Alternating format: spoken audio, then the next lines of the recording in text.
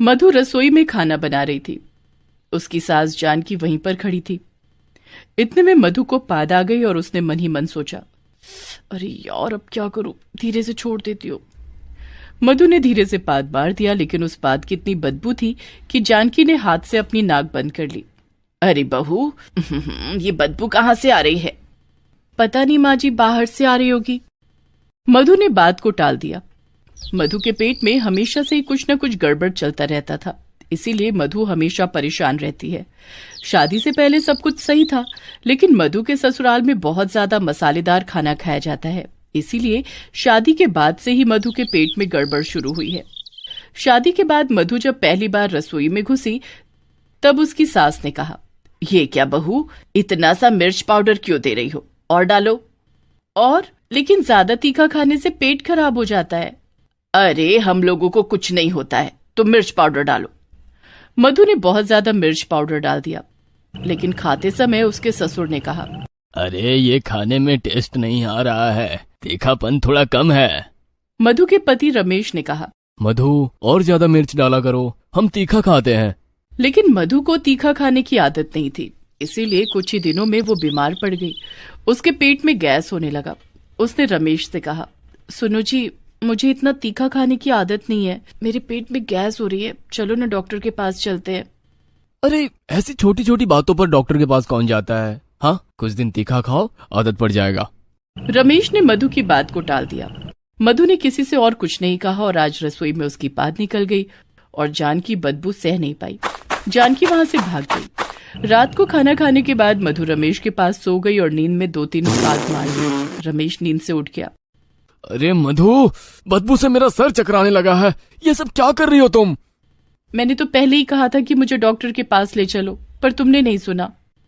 Doctor के पास जाकर फालतू पैसे खर्च करने की कोई जरूरत नहीं है। कल से और ज्यादा तीखा खाना खाओ, सब कुछ ठीक हो जाएगा। मधु तीखा खाने लगी और इतने में गर्मी बहुत ज्यादा बढ़ गई और रमेश उसी दिन 2 किलो चिकन ले आया। आज बड़ा बिरयानी खाने का मन कर रहा है। मधु, अच्छे से बिरयानी बनाना। हाँ, और तीखी मिर्च डालना मत भूलना। इतनी तीखी मिर्च डालना कि बिरयानी लाल रंग की बने, तभी तो बिरयानी खाने में मजा आएगा।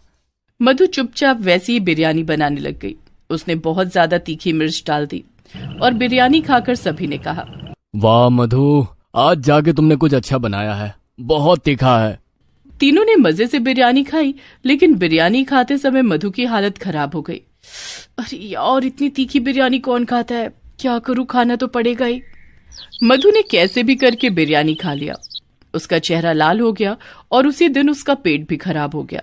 रात को वो रसोई में खाना बना रही थी, तभी उसे जोर से पॉटी आई। अरे बाप रे, पेट में बहुत दर्द हो रहा है, मुझे अभी वॉशरूम जाना होगा। मधु बाथरूम जाने ही वाली थी कि तभी बाहर से जानकी ने चिल्लाकर कहा, बहू जल्दी खाना बनाओ, हम सबको भूख लगी है। ठीक है माँ जी।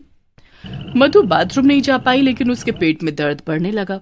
क्या करूं, हाँ यहीं पर कर देती हूँ, बाद में फेंक दूंगी। एक बर्तन के अंदर मधु ने पॉटी कर दी और उसे ढककर रख दिया। उसके बाद खाना बनाकर सबको खिला दिया और फिर वो सो गई। रसोई से अपनी पॉटी को फेंकना भूल गई। अगले दिन फिर से खाना बनाते वक्त उसे पॉटी आई। एक काम करती हूँ, उसी बर्तन में कर देती हूँ। मधु ने उसी बर्तन में फिर से कर दिया और ढककर खाना बनाने लगी। तभी रमेश ने आकर कहा, मधु, आज मेरे दोस्त लोग आने वाले हैं, आज शाम को तुम्हें करीब 20 लोगों का खाना बनाना होगा। ठीक है, मैं बना दूंगी, लेकिन मेरा पेट खराब है, मुझे डॉक्टर के पास जाना होगा। फिर से वही बात, ये सब पेट वेट कल ही ठीक हो जाएगा, तुम खाना बनाने पे ध्यान दो। रमेश ने बात को फिर से टाल दिया।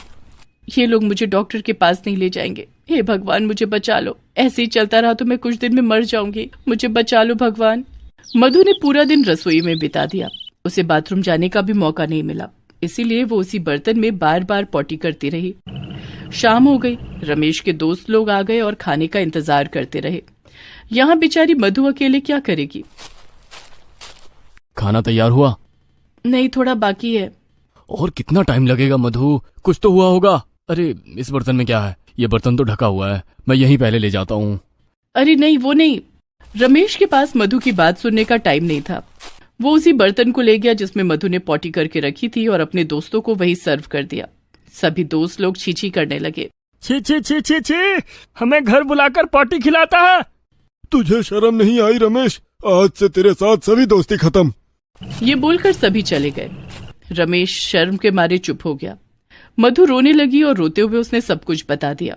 मैं बार बार कह रही थी कि डॉक्टर के पास ले चलो, लेकिन तुमने नहीं सुना। तुम्हारी वजह से हुआ है आज ऐसा। रमेश को अपनी गलतियों का एहसास हुआ। मधु को डॉक्टर के पास ले जाया गया। डॉक्टर ने ज्यादा तीखा खाने से मना कर दिया। उसके बाद से मधु के हिसाब से ही खाना बनने लगा और सभी खाने भी लगे, और इसी तरह धीरे धीरे सब कुछ ठीक हो गया।